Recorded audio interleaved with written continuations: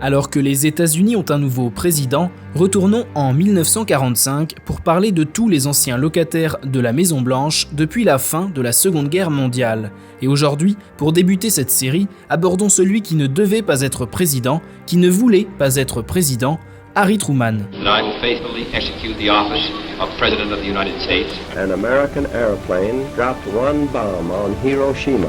Ask not what your country can do for you.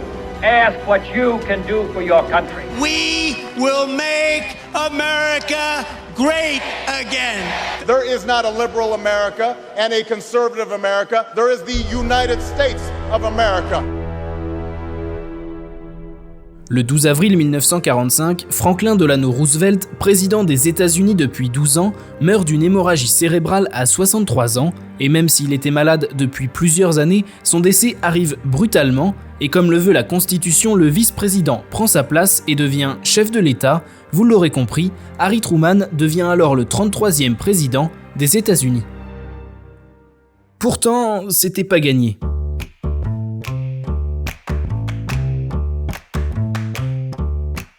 Harry Truman est né dans une famille de fermiers du Missouri et les revenus très modestes de la famille ne permettent pas au jeune Harry de faire des études supérieures. Il enchaîne les petits boulots, il emballe les journaux, devient cheminot à plein temps, puis fermier à son tour. Il participe à la Première Guerre mondiale en tant que soldat. Truman est un homme normal. Même une fois qu'il est président, il le montre, il se met en scène dans sa maison de campagne avec sa femme et sa fille. Le président est comme tout le monde. Harry S. Truman is fundamentally an average American, not rich but not poor, not sophisticated but far from naive, an early riser and a hard worker, and very much a family man.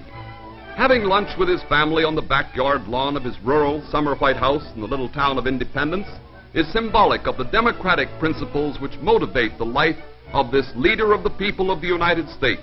The family is equally unpretentious and American.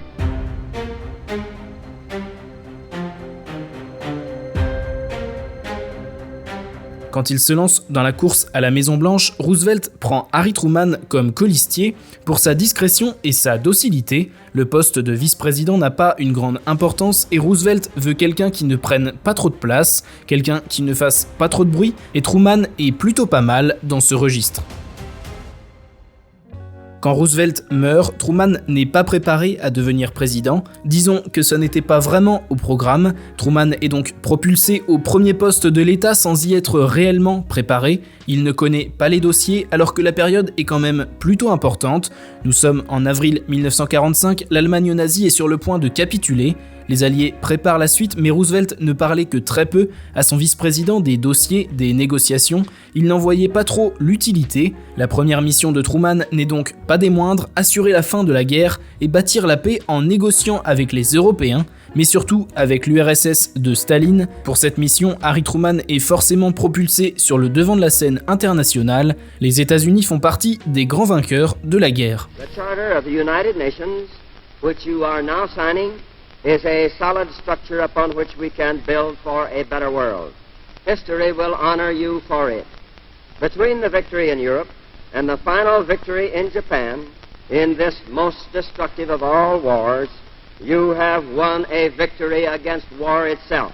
If we had had this charter a few years ago, and above all the will to use it, millions now dead would be alive.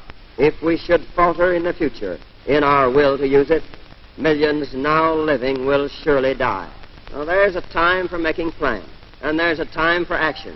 The time for action is here now. En juin 1945, le 26 juin 1945, il signe la Charte des Nations Unies. Le 17 juillet, il se rend à la conférence de Potsdam pour traiter du sort de l'Europe dévastée. Là-bas, il est accompagné par Winston Churchill, Premier ministre britannique, et Joseph Staline, dirigeant de l'URSS. Truman et Churchill se méfient de Staline et ensemble, ils adoptent une attitude ferme et déterminée. Cette fermeté à l'égard du camp soviétique marquera son mandat. Son prédécesseur était plus modéré et l'épisode qui affirme ce changement de ton vis-à-vis de Staline, c'est sa réponse au blocus de Berlin-Ouest imposé par l'URSS en 1948. La guerre est terminée depuis 3 ans, l'URSS est divisée, tout comme la capitale berlinoise, en plein cœur de l'Allemagne de l'Est. Les routes et les chemins de fer qui conduisent à la partie occidentale de Berlin sont alors coupés par le blocus, et les soviétiques attendent patiemment que les occidentaux leur cèdent la capitale allemande. Mais Truman est ferme, il ne cédera pas, un pont aérien est alors mis en place, il dure près d'1 an et permet de ravitailler la population berlinoise. Le blocus est un échec, Truman 1, Staline 0. Mais revenons un peu en arrière.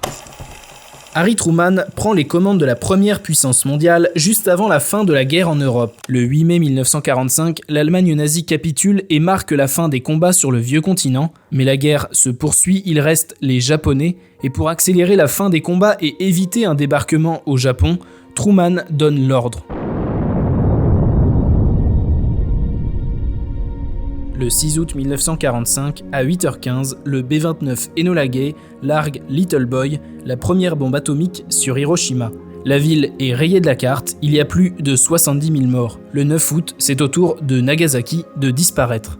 La réputation du président est très peu affectée dans l'opinion publique américaine, les équipages des B-29 sont même traités en héros, il reste que cette décision est une des plus controversées de l'histoire contemporaine, c'est aussi ça, Harry Truman. Les Japonais n'ont plus le choix, ils capitulent le 2 septembre 1945, la Seconde Guerre mondiale est officiellement terminée.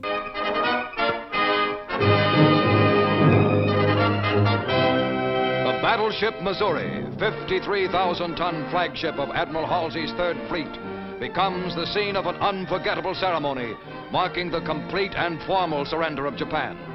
In the Bay of Tokyo itself, the United States destroyer Buchanan comes alongside, bringing representatives of the Allied powers to witness the final capitulation. La reconstruction du monde se heurte désormais à un problème, les différences idéologiques entre Américains et Soviétiques, les deux grands gagnants de ce conflit. Truman se méfie de Staline, il veut à tout prix arrêter l'expansion du communisme dans le monde, et notamment en Europe, et pour ça il applique la politique du containment, ou en français l'endiguement. Truman pose les bases de cette politique dans un discours au Congrès resté célèbre, la doctrine Truman. I believe that it must be the policy of the United States to support free peoples who are resisting attempted subjugation by armed minorities or by outside pressures. La première étape de cette politique d'endiguement, c'est le plan Marshall. La stratégie est claire, le monde en a marre de la violence après le carnage de la Seconde Guerre mondiale. L'objectif est donc de combattre le communisme par l'arme économique. Les Américains aident ainsi les pays qui le souhaitent à se reconstruire. Le but, éviter que ceux-ci s'appauvrissent trop, voire tombent dans la misère, et donc éviter la tentation du communisme. Face aux ambitions de Staline, Truman va même plus loin. Les Européens réclament une aide militaire pour se protéger du géant soviétique qui les menace. Ils signent donc le pacte atlantique en avril 1949, première pierre de l'OTAN. Concrètement, en cas d'attaque contre un des membres de l'Alliance, les États-Unis s'engagent à intervenir à leur côté. Et c'est une grande première pour les États-Unis, c'est la première fois que le pays signe une alliance militaire avec des pays en dehors du continent américain en temps de paix. Truman perpétue la politique de Roosevelt, ils ont mis fin à l'isolationnisme traditionnel des États-Unis. Après cet accord, la tension est palpable, la guerre n'appartient peut-être pas uniquement au passé.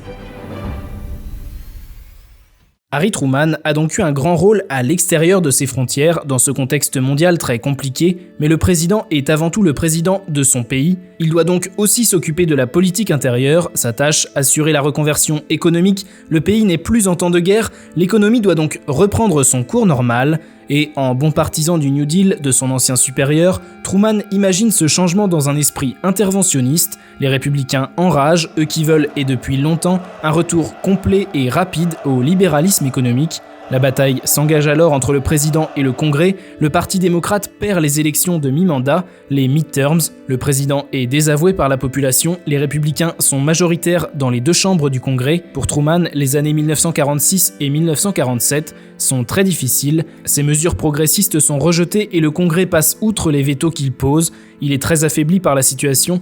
Son autorité en prend un coup et personne ne croit en sa réélection en 1948. Cette élection est jouée d'avance. Les journaux annoncent déjà la victoire logique de son opposant républicain Thomas Dewey, Mais à la grande surprise générale, Harry Truman est réélu, ou plutôt il est vraiment élu président. Il passe alors du président par hasard au président élu. Sa légitimité est dès lors bien plus importante. Il propose à nouveau au Congrès son projet de réforme sociale qu'il baptise Fair Deal, comme prolongement du New Deal. Les républicains montent alors une coalition contre le président avec les plus conservateurs des démocrates, coalition qui remporte la donne, nouvel échec pour la politique intérieure de Truman. C'est à ce moment-là qu'il passe par décret présidentiel l'abolition de la ségrégation dans l'administration fédérale et dans l'armée, une grande victoire pour les droits civiques aux États-Unis avant que le pays ne bascule dans la frayeur rouge et le macartisme. If there were no communists in our government, why did we delay for 18 months? Delay our research on the hydrogen bomb, even though our intelligence agencies were reporting day after day that the Russians were feverishly pushing their development of these bombs. En février 1950, Joseph McCarthy, sénateur républicain du Wisconsin, lance une campagne pour dénoncer une soi-disant conspiration communiste au sein du département d'État. Cette campagne est une grande réussite. Dans la population américaine se développe une véritable psychose. Le communiste peut être partout et c'est un ennemi. Voilà le message. La chasse aux sorcières est lancée. Have you no sense of decency, sir, at long last? Have you left no sense of decency? Dans tous les domaines de la société, les suspicions sont présentes, tout le monde est suspect. Même à Hollywood, les stars sont inquiétées, c'est notamment le cas de Charlie Chaplin, qui s'exile alors en Suisse. I've never belonged to any political party in my life, and I have never voted in my life. Could you answer the direct question, are you a communist?